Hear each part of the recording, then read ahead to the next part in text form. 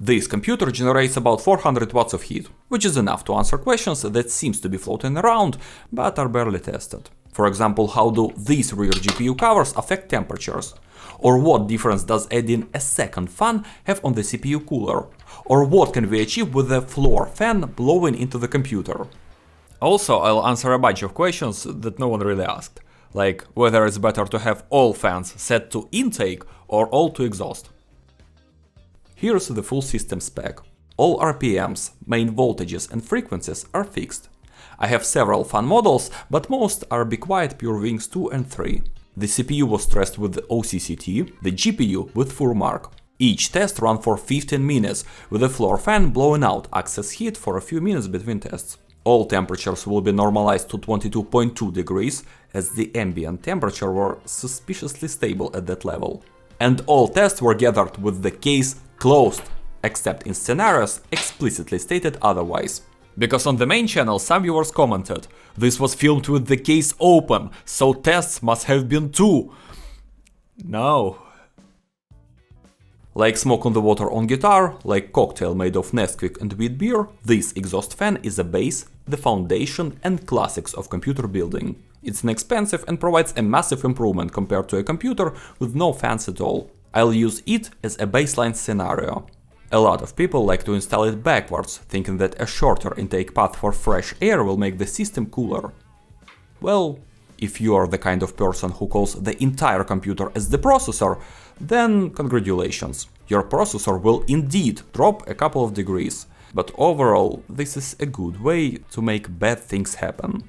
The GPU heats up so much that with fans positioned this way, you're actually making things worse than if you had no fans at all. And if you try to expand on this setup, adding a single pass-through fan, 2 or even 3, the best you can achieve is a slightly less overheated GPU. In practice, this reverse configuration makes some sense in systems with integrated graphics. I've made a separate video about this on the main channel, though I haven't translated into English yet. However, in a typical gaming PC, this setup is so ineffective that it earns the title of bronze piece of trash. I've came across opinions that people who try to cool their computers by removing case GPU covers are complete idiots. The argument goes that you're just ruining the look of your computer without gaining anything in return. Except those cases where you do gain something. I saw a 2-degree drop for each major component after removing the covers, even though I forgot another piece above the GPU. There are also plenty of cases with mounts for vertical GPU installation, which can be removed as well.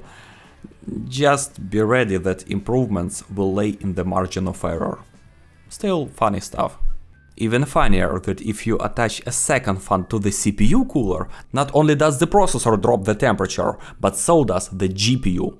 In hindsight, it seems like this setup emphasizes the effectiveness of the rear exhaust fan. An already high effectiveness rear exhaust fan. In terms of total temperature reduction, this move has the same effect as removing the case slot covers. You know what? Enough of this small-scale tinkering. I want to dramatically lower temperatures.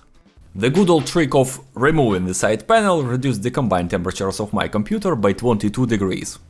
That doesn't mean your computer will see exact same drop, but in a desperate situation, the side panel trick works like a charm. And it is almost the best result across all the tests. The absolute best result would have been achieved with a floor fan positioned next to the case. If it doesn't somehow manage to mess everything up. Maybe if the fan were placed a bit further away instead of right up against the case, it would work better. That might trigger the effect, if I'm not mistaken it's called the Bernoulli effect, where blowing pulls along larger volumes of air. Unfortunately, I thought of this after finishing the tests and sitting down to analyze the data. Instead, I went further and started disassembling the case. When I removed the rear panel along with the side one, the result was just one more panel cluttering up the balcony and uglier looking PC. The temperatures didn't change. However, if you first rip off every unnecessary case panel except the front one, tear this off, remove the top filter and then remove the rear panel, you'll get the best possible result. That's it, you won't get a cooler setup than this. But should you get it? No. From an outside perspective, this method offers such a tiny advantage while creating such many problems, especially when compared with just removing the side panel, that any further tweaks will just make your PC uglier, while maybe shaving off a degree from CPU or GPU. And that's because I'm running unrealistically heavy workloads that your computer would rarely, if ever, encounter. The reason is to make the difference more clear, more obvious, because under normal conditions, the effect of these changes would be much harder to notice. In actual gaming, you might gain like half degree on the GPU, if that. A lot. There are a lot of people who are obsessed with the idea of building cooling systems that follow the natural flow of hot air from bottom to top as dictated by nature. Okay, let's go all in.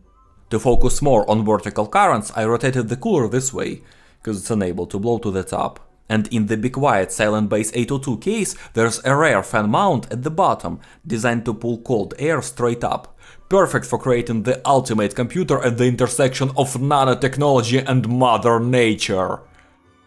Or creating the computer where you again sacrificing one component to benefit another. This time it's the CPU that suffers. I'll show the results with the solid front panel too, just in case anyone thinks the mesh somehow misdirects airflow. Spoiler, it only made things worse. I ran several more tests with various configurations, where additional fans were installed to supercharge air for noble goal of upward-focused cooling. Pointless. Well, to be honest, it did improve things, but you could achieve the same result using just 3 fans instead of 6 or 7, and it would be cheaper and quieter, except for one configuration. If you set up 3 fans for exhaust and the rear one also works as exhaust, the temperatures are great. Among the best results you can get with 4 fans in this case. But at this point I wouldn't call it enhancing upward airflow. It's just the fact that PCs respond well when you emphasize exhaust, creating low pressure area inside the case. The baseline measurement exists to give us a reference point, so if a configuration drops below, it becomes obvious that it's bad. But I also took measurements for good arrangement of 2 and 3 fans, to make it easier to judge whether its more complex setups we're testing are worth the effort. And here's the optimal setup when you have only 2 fans, 2 exhausts positioned behind the CPU. Comparing that to the result with 4 exhaust fans, you can clearly see how one setup logically builds on the other. This layout works well, as long as the top exhaust isn't blocked by a solid panel. Because if it is, then I wouldn't expect the same level of efficiency. I also tested how important it is to have a case with a bottom fan like this one. It doesn't hurt, but it doesn't really help much either. It might shift focus to the GPU, and that's about it. Alright, if PCs respond well to exhaust fans, what if we set all the fans, all 8 of them, to exhaust? Then you get a pile of shit, worthy of the title of a silver garbage. It's so bad that it even lost the race for worst setup. Compared to it, 8 fans on the intake somehow looks decent. Even if we ignore the fact that you've still spent on 8 fans only to get worse results than with only 1. And I know what you're thinking. What if we leave 8 fans on the exhaust but take off the side panel to flood the case with fresh air? Surely that would work, right? No. An open side panel with just 1 fan still performs better. Okay, so now I'm wondering if 8 exhaust fans is only silver medal. Then how I can truly ruin my system. Introducing the top to bottom disaster. A brilliantly awful configuration where you use 3 fans to achieve results much worse than with just 1. This is a setup truly deserving of the gold medal for failure. And the recorded numbers don't draw the full picture of its horribleness, because the GPU, to avoid overheating, was throttling itself in a range between 15 to 35 watts. Because of this, its combined temperatures technically fall short of the silver carb setup, but without the throttling, it would easily claim the title of absolute worst by a decent margin. Any attempts to fix this configuration fail miserably. This scheme is so bad that doing absolutely nothing, using no fans at all, might actually be better. Though not guaranteed. Plus, the power supply ends up running hotter than it otherwise would. I would never buy my case with my own money. €160. Like, I got 2 leaks in the gearbox and at least 1 busted engine mount. A €160 case is way down at the bottom of my priority list. But just because I can't afford it doesn't mean that it isn't worth the price to someone else. Among the long list of genuinely cool features I talk about on my main channel, this thing can completely flip the internal layout. All it takes is about 2 hours of rebuilding your PC, but now you can comfortably place it to the left of your monitor, with the glass facing you, not the wall. Yeah, it would be upside down. At least it doesn't show the back panel, as it would with most cases.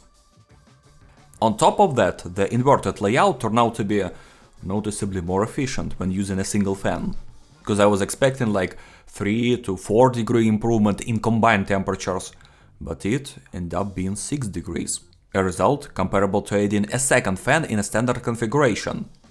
The downsides? Well, further improvements taper off quickly. Adding even 3 more fans gives very little additional benefit. What useful did we learn? On a very hot PC, removing GPU covers can provide a slight cooling benefit. If your PC needs the side panel off to remain stable, then on a modern mesh case it would be enough. No need to strip anything else, it's pointless. The bottom fan is a neat feature, but chasing it isn't essential. Inverted layouts can make sense, but for most of you they're non-existent, due to cost. And if you have a normal PC in a normal ATX case and you're trying some special fun placement to discover lost secret wisdom, you're probably making things worse for yourself. Boring classic layouts are probably better. Thank you for your support, likes and subscribes. My name is Roman, see you in the next video.